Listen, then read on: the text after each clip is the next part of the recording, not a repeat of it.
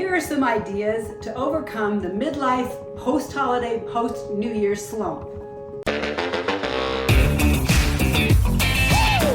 I love holidays, but the only holiday I really go overboard is Christmas. Mostly in buying presents, but I do decorate a lot. We have 1, 2, 3, 4, 5, 6, 7, 8, 9 trees, plus 10 some other little ones. So as Christmas approaches, the house gets elaborately decorated and a lot of excitement ensues. Mostly I love searching for presents that I know each person in my family will love. That's just my favorite part, and it has been ever since I first had kids. Our first Christmas as parents was 1987, and I was so struck with how excited I was. I hadn't been that excited since I was in elementary school. And Christmas took on a whole new meaning, and now that I have a grandson, it was even more exciting. As empty nesters or near empty nesters, in our family, we're not yet empty nesters, but all of our children are officially adults as of October. It's a different scenario at Christmas. It's not the same people that always live in your house. It's people who don't live in your house anymore, and you're excited for them to come visit and to see them. And as that excitement builds up and everything gets ready, there's so much to look forward to. It's well known in mental health circles that after the holidays, there is a drop in enthusiasm and happiness and good feelings. Elderly people can often hold on through the holidays and will die afterwards. Because we had agreed to use part of our house as a set for a short film, I knew that right after New Year's we had to quickly disseminate all the Christmas gifts and get them away because the film was not set at Christmas. So I had a lot of motivation to get everything back to normal and everything cleaned up very soon. So that left the home quickly very bare and empty. The people were gone and the decorations were gone too. Now, even just last year, we were still homeschooling our youngest. So the new year brought with it the second semester of school, and things were still going on and lots of things happening. And although I'm busy, the same routines that I've had for decades are gone. And it's disconcerting. I've always loved New Year's resolutions. If you watch any of my videos, you'll know. And I always look forward to the new year and new things happening. But it was different this year with no children in our home anymore, no minor children. And I really had to think about that as the decorations came down. I had to think about how to move forward because the feelings I had were not the same. I was not as excited, as motivated. And while lots of people set those New Year's resolutions and then they drop off, you'll notice in January, the gyms are full. And then by about now, they cut in half. People are done with their resolutions. They're done with their goals.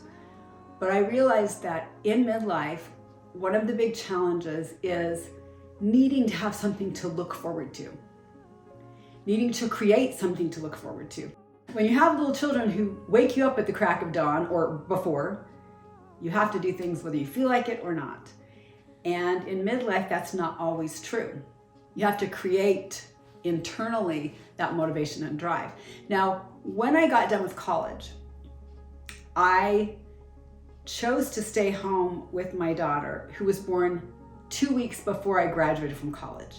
So after years and years, my whole life of being in school and working and having someone else determine my hours on my schedule and my requirements, I was suddenly home with this free time in the sense that it was more discretionary. And I found that I had to create deadlines and goals and things for me to do.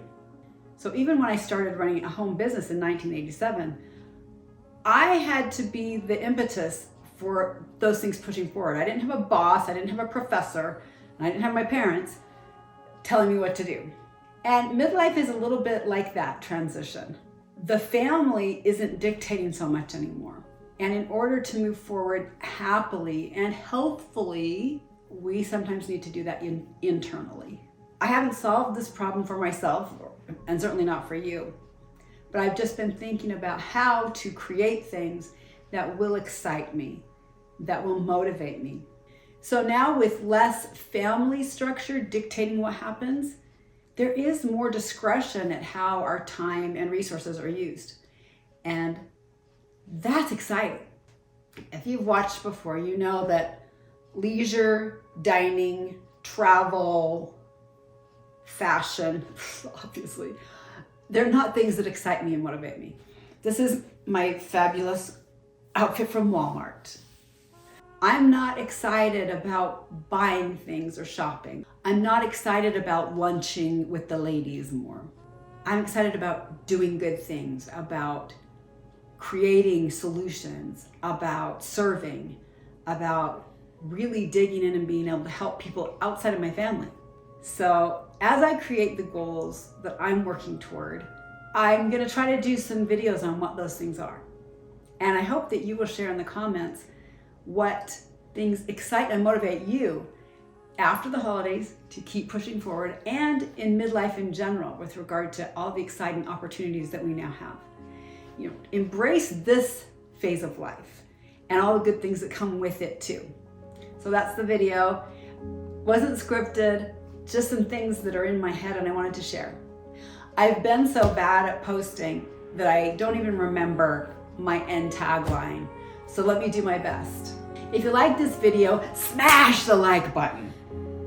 Please subscribe and ring the notification bell to hear about the next video, which could be a very long time away and you won't even remember the channel unless you ring that bell, right? So good idea. You can also follow along on Instagram at Midlife Credo, where I hardly ever post, but I do stories every day.